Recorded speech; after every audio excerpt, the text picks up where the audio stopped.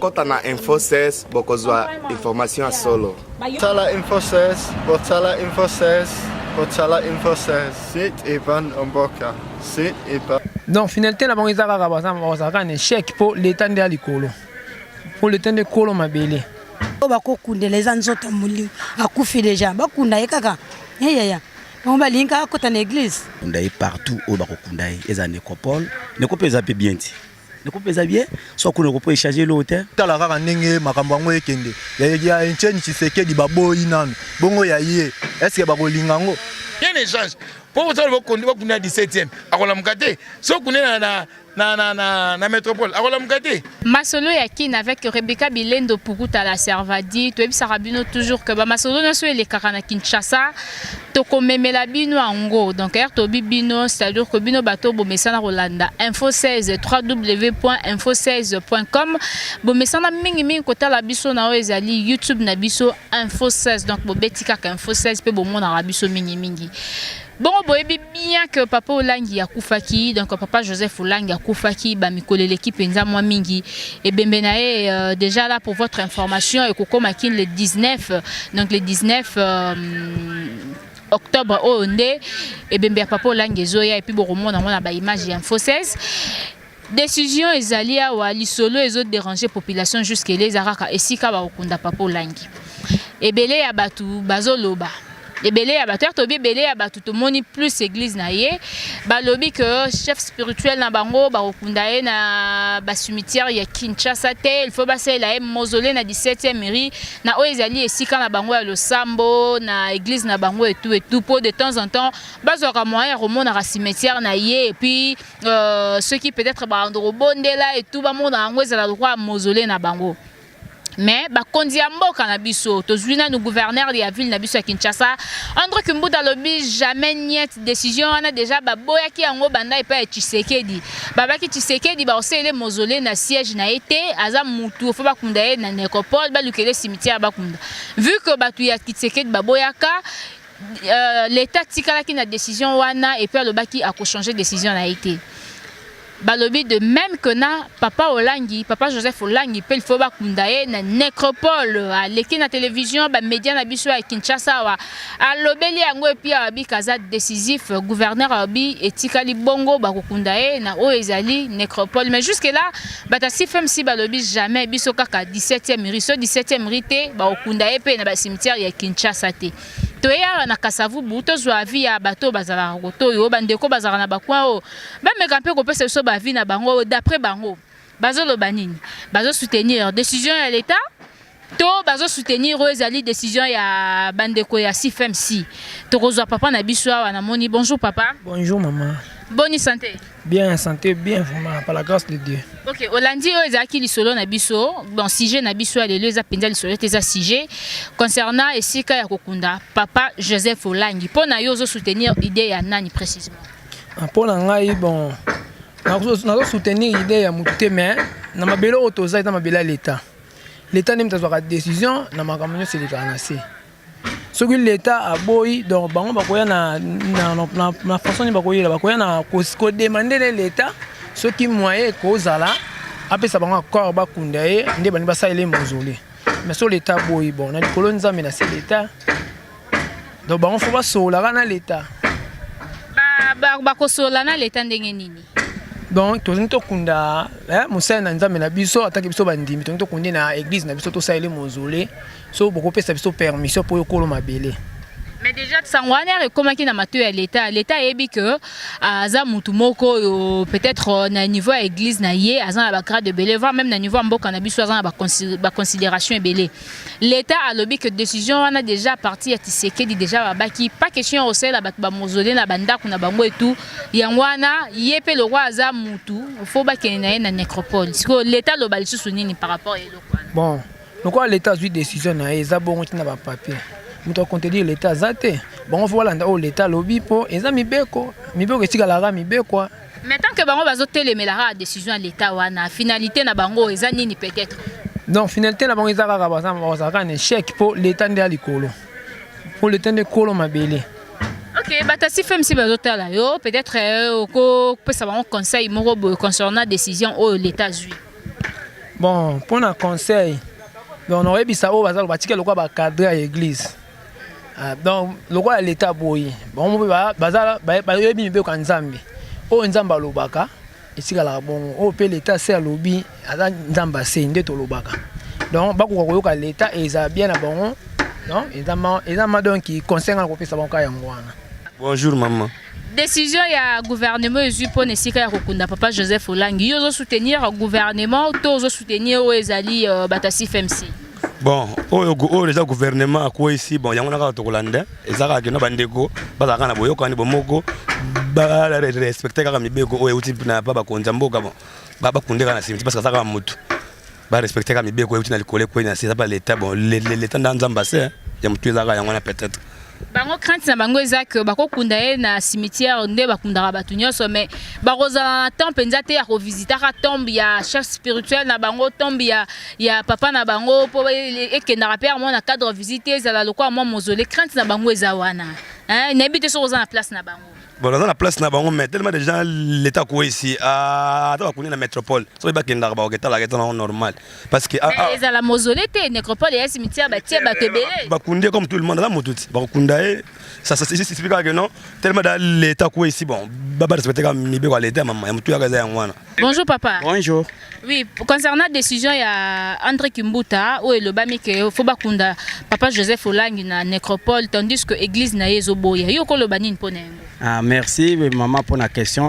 Ngai pe na moni que na niveau église, so ezake mon diminution so akufi pe ko connaître l'église ça va. Mais kaka pona ye te au mieux décision ya André Kimbuta a joué comme ye pe azana cimetière ba ko kunda po mutu nyonso. Pour mbongo pe ko tangata gouvernement ezape nécessaire pour ba ko kunda na métropole. Mais église et le bibongo parce que ba obi kaza chef spirituel na bango de temps en temps ba ko lukaba ta la mausolée na ye ba sala ba cérémonie mais na nécropole les amours passent. Ah bon egoza la pasité pour bandimi pe ezal bandimi balubi ke ba kuna ka pona niveau église ezape pe ka nécessaire te pour mutunyon surtout azape important au connaître na niveau ya ande kimputo gouverneur nenga senge. Ok, oko ebisa batasi FMC nini po bango bazo maintenir décision na bango wana balingika 17e minute conseil ni oko ebisa bango concernant décision de l'état. Bon nako ebisa bango na ke ceux qui bandimi ke nani représentant na bango ya comme nani toboloba représentant na bango wana ceux babiki bakunda ye kuna bazo pe engagement ya kundima ke non membre non surtout azape disponible bakunde kuna azape bazaka eza simple. D'accord, merci beaucoup papa. Ouais, bon merci maman. Ok. Voilà, maman yo lobi nini? Na lobi boye sika nyonso o ba moni o ba kokundela eza nzoto muli akufi déjà bakunda ye kaka. Ya. On va linka kota na église. Hein? Babi na église ezala bien pour de temps en temps ba on doit honorer mausolée ya chef spirituel na ba. Bo savande ka ba moni libasala kaka. Mo soto sani. Ok, merci beaucoup. Voilà, merci beaucoup. Nazo papa na biso awa, ye papa sa biso point de vue na ye. Papa na décision o yo moni e ndengeni. Décision ya papa biso Olangi. Ya papa Olangi bakunda ye wapi yo pona yo bakunda ye na nécropole to bakunda ye na église. Ponanga bakokunda nécropole bakokunda na nini? Eza nango muto aussi quoi te? Et c'est faut eza obligé ka faut kunda na limiter wana l'église? Non. Ce gouvernement boy bakunde partout bakunde za essayer l'hôtel échanger pe l'hôtel pour angeza bongo. Bango balobi ceux qui bakundie na nécropole plutôt bakundie na 17e T bakunde pe na cimetière mon côté ya Kinshasa. Yo mona onde ni ba décision ba to église na ba solo. Non. C'est-à-dire onga la roloba azai musala nzambe bakunda partout au bakunda eza nécropole nécropole za pe bien ti. Ne comprenez bien, soit qu'on ne peut échanger l'hôtel, soit qu'on a le limité wana. Au moins que pesa polémique pour y aller, babini musu baboya qui déjà bakunda wana, basala wana, soit basalia. Au moins que pesa polémique. Baboya qui net ya nani? Ah, net ya kisekedi. Baboya qui yango. Ce que soit ndimi ya, au moins que pesa polémique. Et simbate, et pesa mbutu magazi. Na ko yebisi bango nini batasi FMC. Yebisa bango pena na micro po balanda pe info 16. Non, na ko yebisa bango papa ola nazaki musala nzambe. Batika koluka midi 14 ba luka wana bakuna ta nécropole ko changer le moti donc pour nga bakuna ta nécropole c'est loti. OK, merci beaucoup. Na yezo papa na biswa wa papa pona décision yo lobi nini?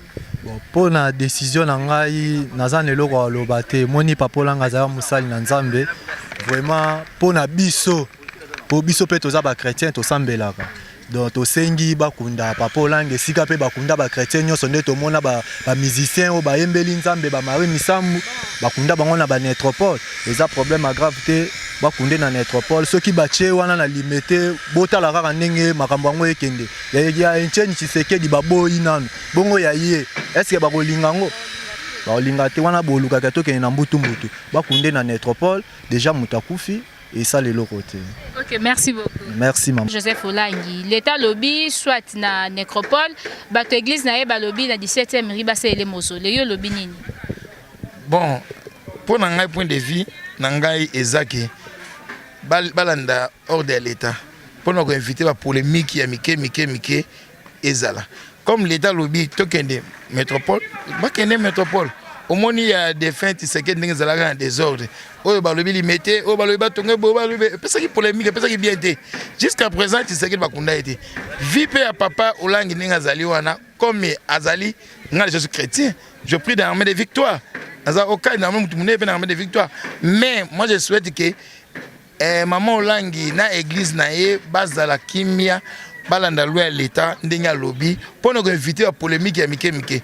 Au moni soki baboyi bakoloba non amona bazaki na politique ozo boy ote moni bazaki na bato ba osendi moni ke osala bien te image o papa olanga tiki ezaka vraie image ya orientation ndenge tiki église na ye ndenge etambusa bato au moni zelo ma bien bino pe bato ya olangi bolinga pe eteke eza na polémique po lobby ekosone comment oyebi biso na kuba congolais ozalaka ikama lelo lobby ba meni film ote azana majorité o azangina boy eza bien te comme gouverneur à lobby ba pesi kuna pour mes até bolanda na ndenge ba chrétien bokende bisika ba konzi ya mboka ba lobby bokende ka na pour mes até rien ne change pour ça bokonde bokuna 17e akola mukate so kuna na métropole akola mukate mais pour nous garder on est il y a biso ya mboka oyo bokende bati na métropole po kimezala so boboy bozo mona ya l'idée na biso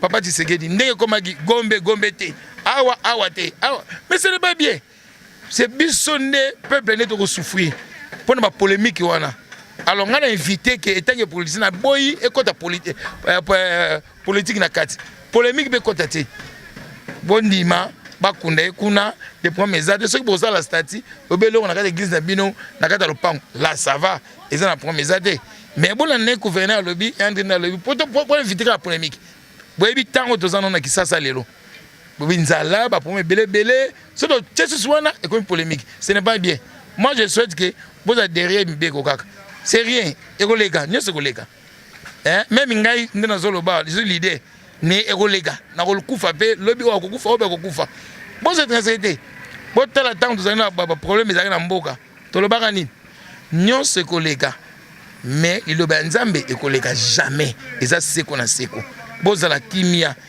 biso to abana kasavu na leader kasavu na notable comme nyonso kasavu donc seul mutu o ko répondre bien eza ngapo na le clair botika polémique yandra le tokenga na métropole maman Olangi soko yoka biso yoka biso ba mère de victoire na lobi na yo pour comprendre que kolanda polémique te kuna papa na siga bien comme l'état bien métropole boke na métropole botika polémique wana pour ekosonner rien hein nzamba yebiti nini atindi alobi ke boke na ko kuna po boko chapa na bino ba loba o te azali muta science o azali muta science o azali muta ba kisibu ba loba mingi Congo to lobi kinto loba trop to tadri makambo ndenge na biso mais c'est mieux bokende bisika gouverneur alobi bokende okuna ngana souhaiter et concerné ka ngai JP ngai me concerné ngana alobi ke mama yoka biso oka mère de victoire yok ngai pe na mboka mère de victoire na biso mama ndima toke na métropole et ko ça rien ne change rien ne change. Merci beaucoup papa JP. En tout cas on souhaite que mes condoléances na famille Olangi bazana kimia boka zeta kufite akene nesiga kimia bozana boboto bozana kimbo bozana esengo matanga ne matanga olela te matanga fête ya fête pona bino boye ba place bo wuti place bozo kende pele loto komi wapi et puis bazo lela te ba ki keye moko papa Olangi ayebisaki bango ba lela te mais anga na biso kwa révélation tant yo lobby alors ba le tenga pe na biso que ça fait un leader to bengete leader na kati ya église na kati ya makambo ya Nzambe aza mwa mutu na kati ya masolo akundami bien botika ba polémique bolela te bozana fête lata kitoko zala kitoko mona nso kitoko a pe na kasa to pe le pe achudati azaki be changer munene akufi mais tozo luka to bongisa masolo hein bozana kimia mama limbisa na biso de cheyoboy kolanda polémique te kolanda polémique te pardon maman ngana mwana na biso kake bokende na métropole et ko changer rien oh comme ça congolais à côté la kaka congolais et ko changer te boko beta lisolo un jour que mutu moko ya armée de la part de Coutinho à lobby en ABC bino que bokunde kuna rien ne change. Ok, merci beaucoup. Bapesi biso concerné sika pe bakokunda papa Joseph Olangi. Toyebite bandeko bolandi bino pe bozolanda biso bo pesa biso pe ba point de vue na bino par message bo pesa biso soki bakoko kunde wapi ba interview nyonso ba point de vue nyonso eko parvenir peut-être ba autorité mboka pe okoya pe na matoyi ya bango moko bandeko kwa CFMC ba royo ka ezali ba conseil euti na www.info16.com mingi na masolo ya kin avec Rebecca Bilendo Pukuta la Servadi.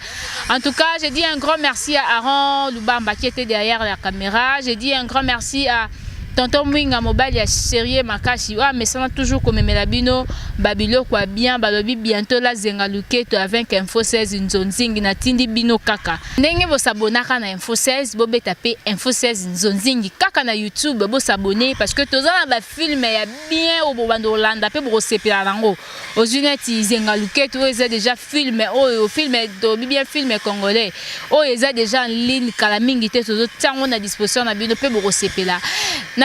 Merci Mingi, je dis un grand merci à ma famille, la famille Pukuta. Je vois ma grande sœur Patricia Lelo Pukuta, toute sa famille, Myriana Pukuta, toute sa famille, Timothée Pukuta, toute sa famille et à Mamie Pukuta avec toute sa famille. Donc je vous fais des gros bisous, la famille Info 16. Je vois Maître Nelly Mwinga, Maman Moka Boboto, frère Richard Madeka, Esika Bozali, Zoé Kiambi, Patrick Valencio, Bozala Rapende Belé, Rebecca Bilenda Lela Binofort, Mbala Simara Namasola qui n'y a bien. Quand on a Info 16, bokozwa information à solo. Botala Info 16, Botala Info 16, Botala Info 16. Sit Ivan Omboka. Sit Ivan.